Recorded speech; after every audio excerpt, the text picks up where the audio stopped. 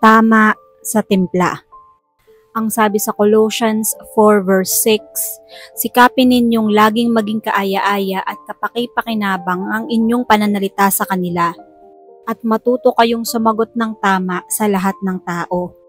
Di ba pag meron tayong ulam o kaya ay sabaw na kinakain, masarap yung templado. May mga maasim na paksiw dahil hinalo na agad kahit hindi pa kumukulo yung suka.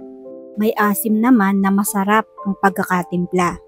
Mayroon namang manamis-namis ng konti na medyo maalat. Masarap kumain ng pagkaing templado kapag pumasok na sa ating bibig at lalabas yan sa ating katawan as waste.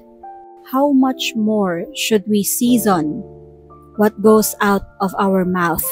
Gaano ba dapat kaganda ang timpla ng mga lumalabas sa ating bibig?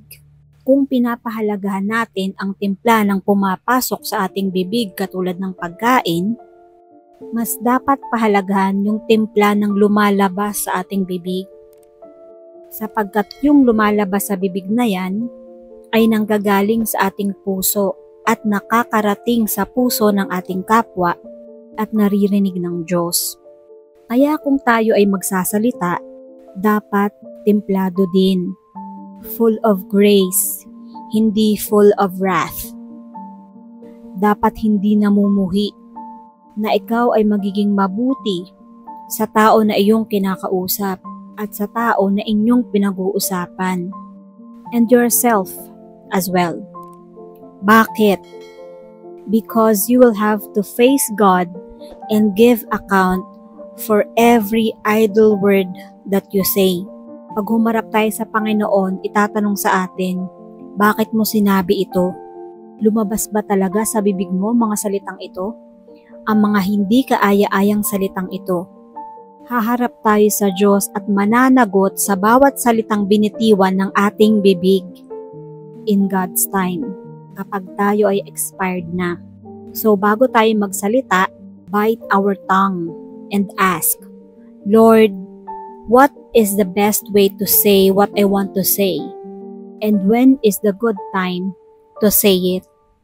Ang mga tao ngayon bara-bara na lang. Madalas hindi na nag-iisip. Basta lang mailabas nila yung gusto nilang sabihin without thinking na pagdating ng araw ay babalik sa kanila ang lahat ng sinabi nila. Maganda man yan o masama. Ang sabi nga, what goes around comes around. Ang ibig sabihin, ang ating mga actions at ang ating mga salita ay may consequences. At sa tamang panahon, babalik yan sa atin.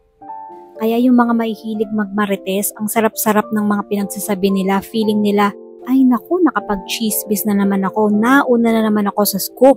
Ako ang naunang nagkwento kay kumare o kay kumpare kung anong nangyari kay ganito o kay ganyan. Kasi hobby na nila yon, kasama na sa kanilang daily life. Sa una lang naman yan masarap, sa una lang naman yan parang feeling mo, panalo ka dahil sa'yo nang mula ang chismis. Pero darating ang panahon na lahat ng chismis na pinagsasabi mo o lahat ng chismis na ipinagkalat mo, may takdang parusa, may consequences. Huwag tayong magpadalos-dalos sa pagsasalita sapagkat ang mga salitang hindi pinag-iisipan ay madalas na nakakasira ng kapwa, nakakasira ng ating sarili at ng ating relasyon sa Panginoon. Ipagpalagay na natin na tama ang mga ikinukwento mo, ang mga sinasabi mo. Pero tama ba na ikwento mo yon sa iyong kaibigan o kay kumare, kay kumpadre o sa iyong kapitbahay? Lalo na if it's not your story to tell. Bakit mo pangungunahang ikwento ang buhay ng iba sa iyong kapwa? Wala ka namang kinalaman doon. Lalong-lalo na kung hindi mo naman talaga alam ang punot dulo ng mga pangyayari. Wala ka doon. So wag tayong nag-iimbento ng mga kwento lalo na kung hindi natin alam kung ano talaga yung buong kwento. Ang sabi nga, silence is gold. Hindi mo kailangang magsalita ng magsalita. Dapat nating pinag-iisipan ng mga lumalabas sa bibig natin. Dahil pwede natin yung ikapahamak. Paano kung hindi pala maganda yung timpla ng ichinichismis mo? Bigla ka nalang puntahan sa bahay mo o kaya bigla ka makita sa gilid ng daan at masaktan ka niya ng pisikal o kaya mapagsalitean ka din. Hindi ba nakakahiya? And worst, nadedemanda na ang mga chismosa ngayon for defamation. Kaya wag tayong masanay na ikinukwento ang buhay ng iba. Let's mind our own business and our own life. God bless us all.